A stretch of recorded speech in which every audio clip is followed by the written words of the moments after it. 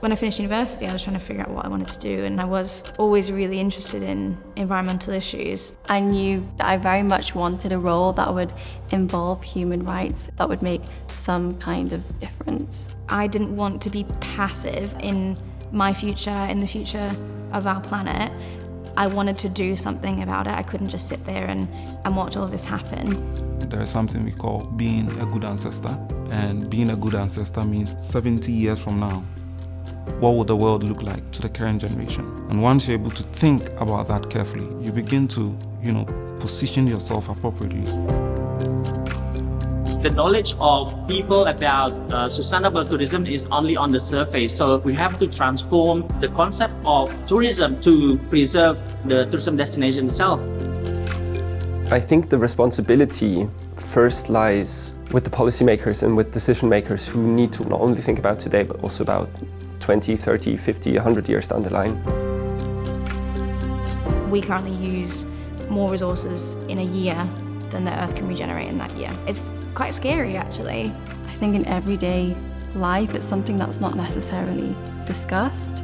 We need to keep those dialogues going. It can't just be when there's big events, when people start discussing them again. People have to begin to realize that the trajectory that we are taking is dangerous. Every child should have sustained trajectory in terms of their learning path into becoming lifelong learners, which is tied to the Sustainable Development Goals. We must all begin to have that awareness and take little actions or little steps to addressing this problem. I think if the right systems are in place, then change is not only possible, it's inevitable. Urban analytics prepared me to look at sustainability, inclusion, justice, and find solutions that are valid.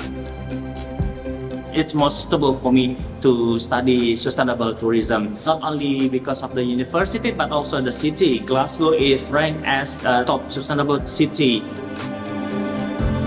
Although I work in very specific legislation now, having that foundation, having that grounding in the universal human rights is very beneficial. What the university actually is doing is bringing all these disciplines together, experts together, blurring the lines. And by doing that, it's actually helping to enrich my teaching experience by preparing my imaginations for the future. I don't think I would be where I am if I hadn't done either of the courses that I did. It gave me that foundation, I think, and to understand a lot of these issues and having that purpose and knowing that you're working towards something bigger, it feels like I'm doing the right thing and I'm doing something that I enjoy, I find really, really interesting, but also can help other people.